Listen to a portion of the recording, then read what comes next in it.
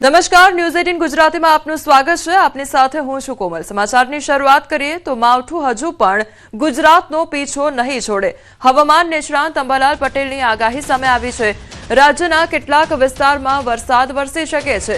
24 અને 25 ફેબ્રુઆરીએ રાજ્યના કેટલાક વિસ્તારમાં હવામાન પલટાઈ શકે છે તો 27 ફેબ્રુઆરીથી માર્ચની શરૂઆતમાં પણ પલટો આવી શકે છે। 15મી માર્ચ બાદ પણ ગુજરાતના હવામાનમાં પલટો આવી શકે છે।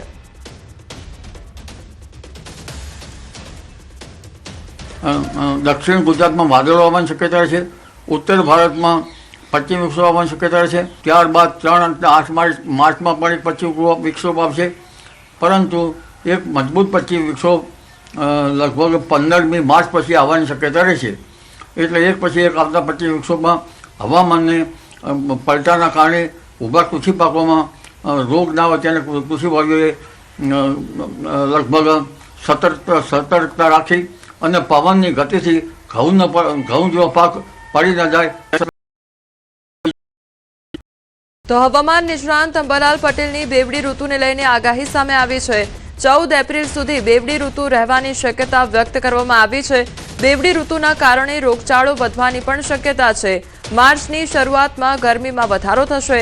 બદલાતા હવામાનને કારણે કૃષિ પાકોમાં નુકસાન થઈ શકે છે। ખેડૂતોને પાક સંરક્ષણના પગલાં લેવા સલાહ આપવામાં આવી છે। હજુ પણ બેવડી ઋતુનો જે સિલસિલો છે એ 14મી એપ્રિલ સુધી ચાલુ રહેવાની શક્યતા છે, જેના લીધે જનસમુદાયમાં તો રોગ વધવાની શક્યતા રહે છે જનધનમાં। એટલે સ્વાસ્થ્યની કાળજી રાખવી, પરંતુ ઊભા કૃષિ પાકોમાં પણ રોગ આવવાની શક્યતા રહેતી હોય છે, ત્યારે ખેડૂત ભાઈઓએ પાક સંરક્ષણના પગલાં લેવા સારા રહે। આમ છતાં હવે ગરમી વધવાની શક્યતા રહે છે। લગભગ માર્ચની શરૂઆત સુધીમાં તો મહત્તમ ઉષ્ણતામાન 37-38 ડિગ્રી સેલ્સિયસ જેવું થઈ જવાની શક્યતા રહે છે। તો અરવલ્લી જિલ્લામાં અચાનક વાતાવરણમાં પલટો જોવા મળ્યો છે। ધનસુરા પંથકમાં સિસ્ટમ સક્રિય થતા વરસાદી છાંટા પડ્યા હતા, જ્યારે મોડાસા શહેર સહિત આસપાસના વિસ્તારોમાં વાદળછાયું વાતાવરણ છવાયું છે। વહેલી સવારથી જ હવામાન બદલાતા ખેડૂતોમાં ચિંતા ફેલાઈ ગઈ છે। આગામી સમયમાં પણ આગાહી કરવામાં આવી છે અને આગાહી મુજબ વધુ વરસાદ આવે તો ઘઉં સહિતના પાકોને નુકસાન થવાની ભીતિ પણ વ્યક્ત કરવામાં આવી રહી છે, જેના કારણે ખેડૂતોના મોંમાં આવેલો કોળિયો છીનવાઈ જવાની સંભાવના પણ ઊભી થઈ છે। તો મોડાસા સહિત અનેક વિસ્તારોમાં વાદળછાયું વાતાવરણ હાલ જોવા મળી રહ્યું છે। સંવાદદાતા હાર્દિક અમારી સાથે જોડાઈ ગયા છે। હાર્દિક, અરવલ્લી ધનસુરામાં હાલ કયા પ્રકારનો માહોલ જોવા મળી રહ્યો છે, કેવું વાતાવરણ? કોમલ, ચોક્કસ જે પ્રકારે વાતાવરણમાં સતત પલટો આવી રહ્યો છે તેના કારણે ખેડૂતોમાં ચિંતા જોવા મળી રહી છે। અરવલ્લી જિલ્લામાં આજે વહેલી સવારથી કાળા ડિબાંગ વાદળોએ અરવલ્લી જિલ્લાને ઘેરી લીધું હતું, જેમાં ધનસુરા સહિતના ગ્રામીણ પંથકમાં વરસાદી છાંટા જેવો વરસાદી માહોલ જોવા મળ્યો હતો। ખાસ કરીને ઘઉંનું વાવેતર કરવામાં આવ્યું છે, ઘઉં લેવાનો સમય થઈ ગયો છે અને આ સંજોગોમાં જો વરસાદ પડશે તો નુકસાની જઈ શકે છે ઉત્પાદનમાં। અને આ સિવાય પણ બટાકા સહિતના પાકોનું પણ હાલ જે વાવેતર કરવામાં આવ્યું છે અને હાલ બહાર કાઢવામાં આવી રહ્યા છે, ત્યારે ત્યાં પણ ખેડૂતોને ચિંતા જોવા મળી રહી છે કે પાકમાં નુકસાન જઈ શકે છે। જે પ્રકારે આગાહી કરવામાં આવી છે કે આગામી સમયમાં સુધી અઠવાડિયા સુધી આ જે વાતાવરણ છે યથાવત રહી શકે છે, ત્યારે હાલ પણ અરવલ્લી જિલ્લામાં વાદળછાયું વાતાવરણ જોવા મળી રહ્યું છે। કુમાર જી હાર્દિક, સમગ્ર માહિતી બદલ આપનો આભાર। નર્મદા જિલ્લાના વાતાવરણમાં પણ એકાએક પલટો આવ્યો છે। રાજપીપળા શહેરમાં વહેલી સવારથી વાદળછાયું વાતાવરણ જોવા મળી રહ્યું છે। ડેડિયાપાડા, સાગબારા સહિત રાજપીપળા શહેરમાં ધીમી ધારે વરસાદ ખાબક્યો તો શિયાળાની વિદાય સમયે માવઠું ત્રાટક્યું છે। કમોસમી વરસાદ થતા ખેડૂતોમાં ચિંતા સર્જાઈ ગઈ છે। ઊભા પાકને નુકસાન જવાની ભીતિ સેવાઈ રહી છે। તો આંબા પર આવેલ મોર પણ ખરી જતા કેરી પણ મોંઘી થવાની શક્યતા હવે સેવાઈ રહી છે। સાબરકાંઠા જિલ્લામાં પણ અચાનક વાતાવરણમાં પલટો આવ્યો છે। વહેલી સવારથી જિલ્લામાં વાદળછાયું વાતાવરણ છવાઈ ગયું છે। અચાનક વાતાવરણમાં પલટો આવતા ખેડૂતો ચિંતાતુર બન્યા છે। ઘઉં, બટાકા, રાઈ, ચણા અને શાકભાજી સહિતના પાકને નુકસાન જવાની ભીતિ સેવાઈ રહી છે। તો સાબરકાંઠામાં પણ એકાએક વાતાવરણમાં પલટો આવ્યો છે અને ખેડૂતો બીજી તરફ ચિંતાતુર બન્યા છે।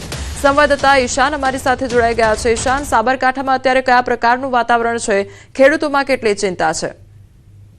ચોક્કસ કે સાબરકાંઠા જિલ્લામાં વહેલી સવારથી જ વાતાવરણમાં અચાનક પલટો આવ્યો હતો, જે હવામાન વિભાગે આગાહી કરી છે કે 2-3 દિવસ સુધી કમોસમી વરસાદની પણ શક્યતા વર્તાઈ રહી છે। ત્યારે અત્યારે હાલ જે ખેડૂતોના હાથમાં આવેલો કોળિયો છીનવાય તેવી પરિસ્થિતિનું નિર્માણ થયું છે। નોંધનીય છે કે અત્યારે હાલ જે ઘઉં, વરિયાળી, રાઈ, બટાકા સહિત શાકભાજી છે તે તૈયાર પાક થઈ ગયો છે અને ટૂંક સમયમાંથી લણવાનો સમય આવ્યો છે, પરંતુ અત્યારે જો કમોસમી વરસાદ થશે તો તેમાં મોટા પાયે નુકસાન થઈ શકે તેમ છે, એટલે અત્યારે હાલ તો ખેડૂતો ચિંતાતુર બન્યા છે। જી શાન, સમગ્ર માહિતી બદલ આપનો આભાર।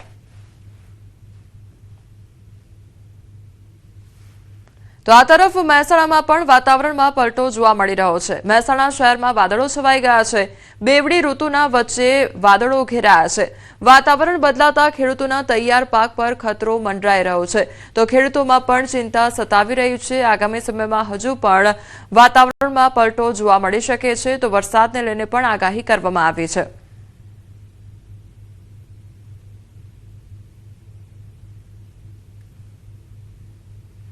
સાબરકાંઠા જિલ્લામાં અચાનક વાતાવરણમાં પલટો આવ્યો છે। વહેલી સવારથી જ જિલ્લામાં વાદળછાયું વાતાવરણ સર્જાયેલું જોવા મળ્યું છે।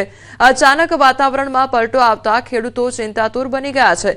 ઘઉં, બટાકા, રાઈ, ચણા અને શાકભાજી સહિતના પાકને નુકસાન જવાની ભીતિ સેવાઈ રહી છે।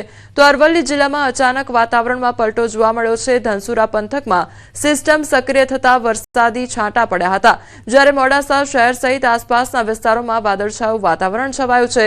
વહેલી સવારથી જ હવામાન બદલાતા ખેડૂતોમાં ચિંતા વ્યાપી છે।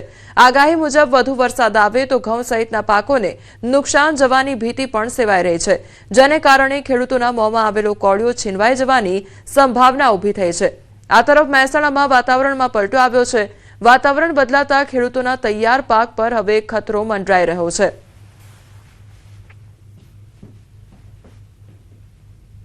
સમાચારમાં આગળ વાત કરીશું બુલડોઝર ગર્જના અને ડિમોલિશનના દર્દ વિશે।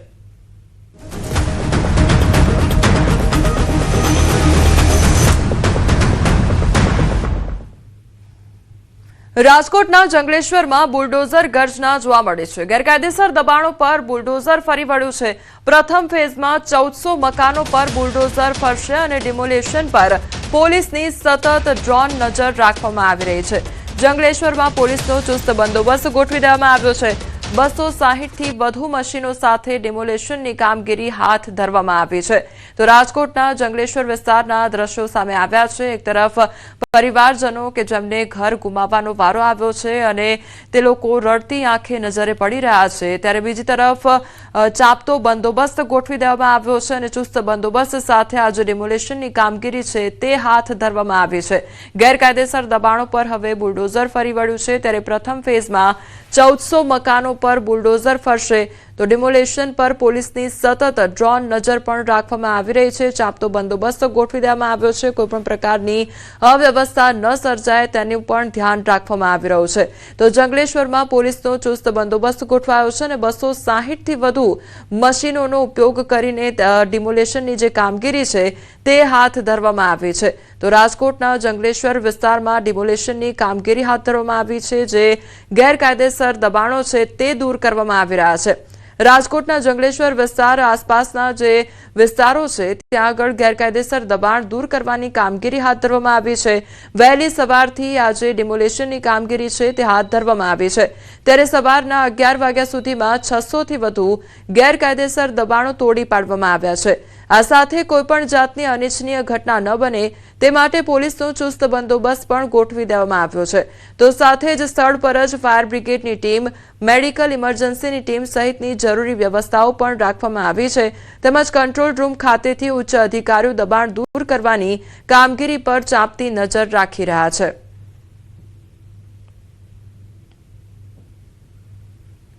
રાજકોટ શહેરમાં ત્યારે ડિમોલિશનની પ્રક્રિયા ચાલી રહી છે, ત્યારે અત્યારે જે છે બાંધકામો પણ જે પાડવામાં આવી રહ્યા છે। આપ દ્રશ્યોમાં પણ જોઈ શકો છો કે જે રીતના અહીંયા જે છે એ એક બાદ એક મકાન છે તે ધરાશયી થઈ રહ્યા છે।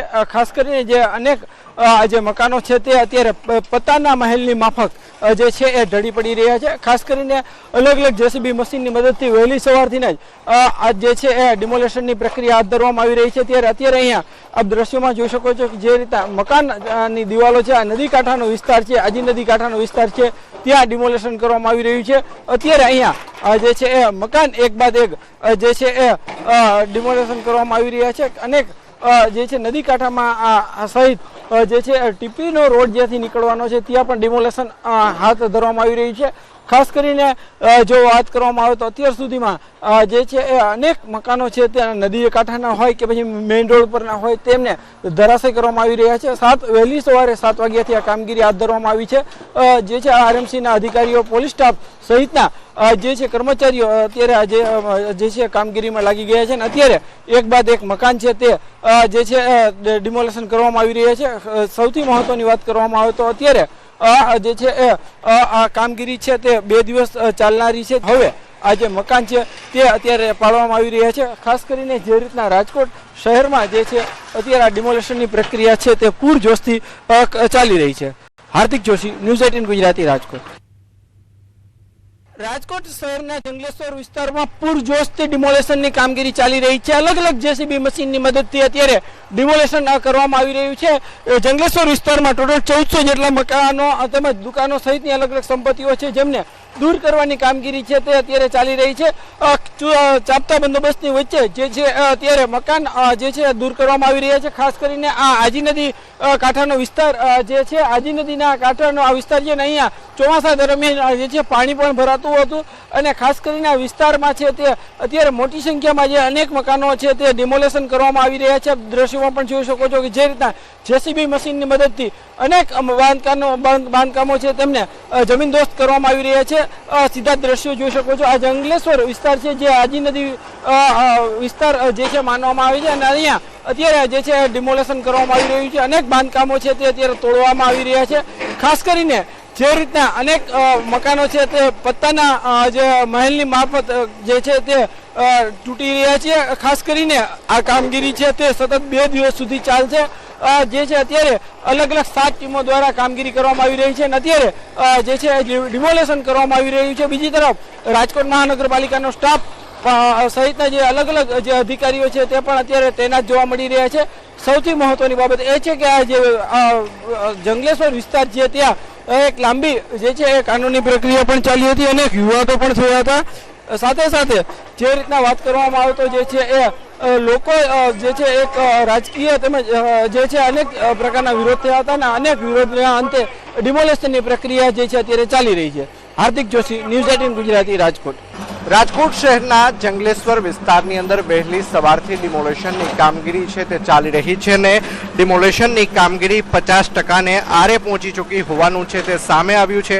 હાલ અત્યારે અમે આપને જે દ્રશ્યો છે બતાવી રહ્યા છીએ, આ દ્રશ્યો છે જંગલેશ્વર વિસ્તારના, રજાનગર વિસ્તારના દ્રશ્યો છે કે જ્યાં ચિસ્તિયા ચોકની આસપાસ જેટલા ગેરકાયદેસર દબાણો જે વર્ષોથી બનાવવામાં આવ્યા હતા, લોકોએ પોતાના ઘર બનાવ્યા હતા, સાથોસાથ દુકાનો છે તે પણ બનાવવામાં આવી હતી. હાલ આ તમામને તોડી પાડવાની કામગીરી છે તે હાલ અત્યારે કરવામાં આવી રહી છે. દ્રશ્યોમાં પણ જોઈ શકાય છે કે કઈ રીતે એક બાદ એક ગેરકાયદેસર જે દબાણો છે તેનો કુડસલો છે તે ખાસ કરીને બોલાવવામાં આવી રહ્યું છે. જેસીબી છે, ક્રેન સહિતના જે વાહનો છે તેની મદદથી હાલ તમામ જે ગેરકાયદેસર દબાણો છે તે હાલ અત્યારે તોડી પાડવામાં આવી રહ્યા છે. પત્તાની જેમ આ તમામ જે બાંધકામો છે તે એક બાદ એક નીચે તૂટી પડી રહ્યા હોવાનું છે તે સામે આવ્યું છે.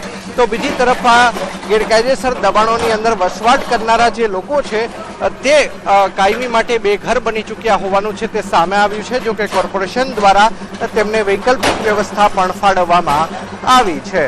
અંકિત પોપટ, ન્યૂઝ 18 ગુજરાતી, રાજકોટ. અન્ય સમાચાર પર નજર કરીએ તો અમદાવાદમાં કલાકાર દેવ પગલીનો વિડીયો વાયરલ થયો છે. સાધુ પર આફત સમયે સમાજે ભેગા થવા આહવાન કરવામાં આવ્યું છે.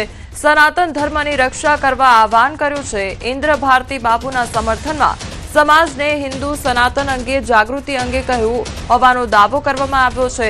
સમાજના સમૂહ લગ્ન દરમિયાન વાત કરવામાં આવી છે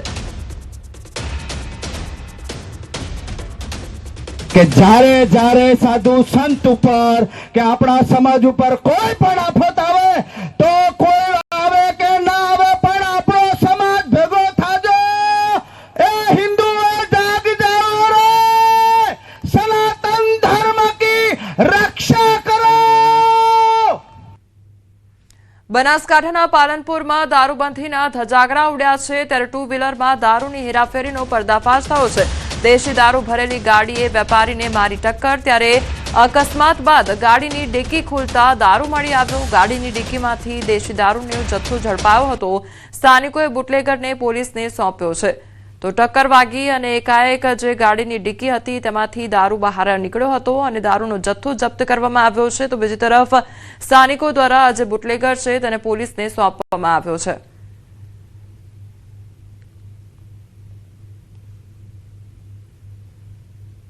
સાવરકુંડલા તાલુકાના દેતડ ગામે લોકોએ બેફામ દારૂના વેચાણથી હવે ત્રાસી ગયા છે। કંટાળેલા સ્થાનિકોએ સાવરકુંડલા રૂરલ પોલીસ સ્ટેશનનો ઘેરાવ કર્યો હતો।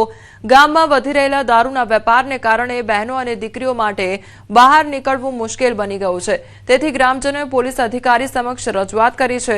ગામના સરપંચ સહિત આગેવાનો અને મહિલાઓ મોટી સંખ્યામાં પોલીસ સ્ટેશન પહોંચ્યા હતા અને બુટલેગરો સામે કડક કાર્યવાહી કરવાની માંગ કરી છે તો 24 કલાકમાં દેતડ ગામમાં દારૂનું વેચાણ સંપૂર્ણ બંધ કરાવવા આવેદનપત્ર પાઠવવામાં આવ્યું હતું। પોલીસે યોગ્ય પગલાં લેવાની ખાતરી આપતા હાલ પૂરતો મામલો શાંત પડ્યો છે।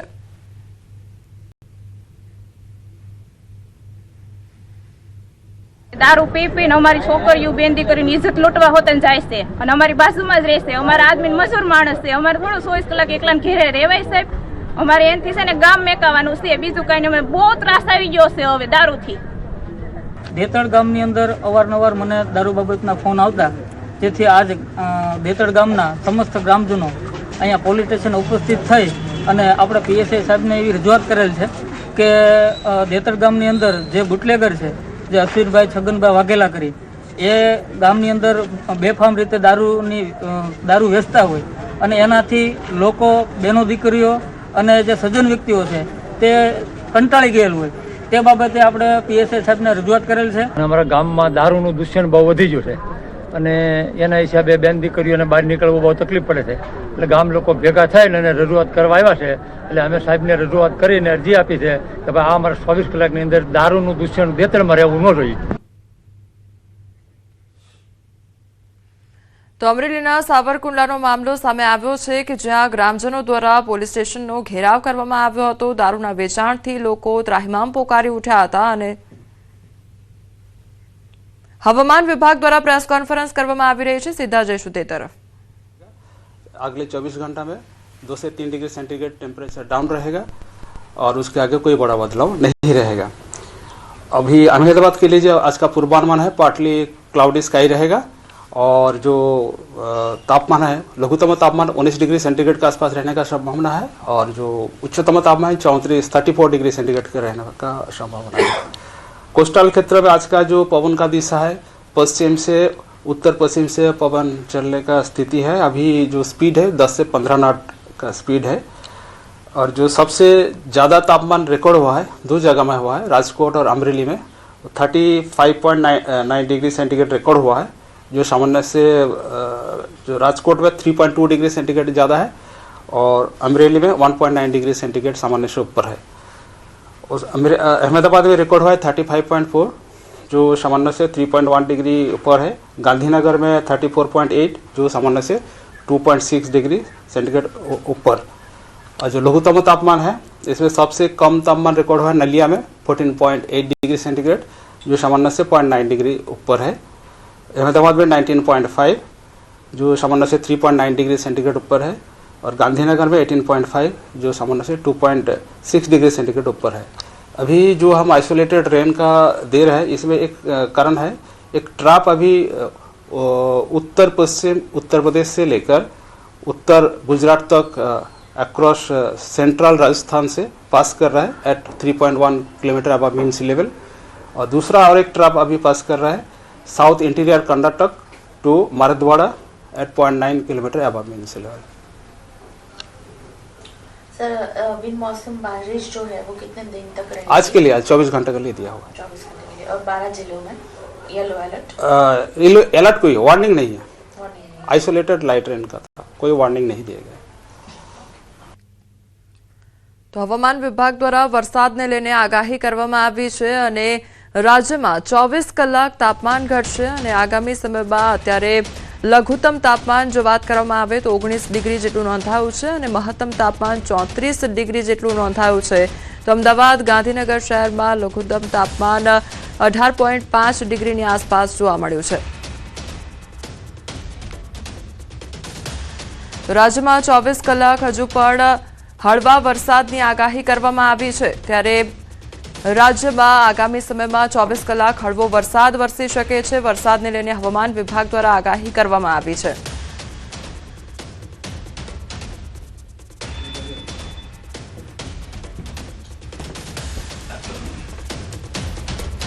તો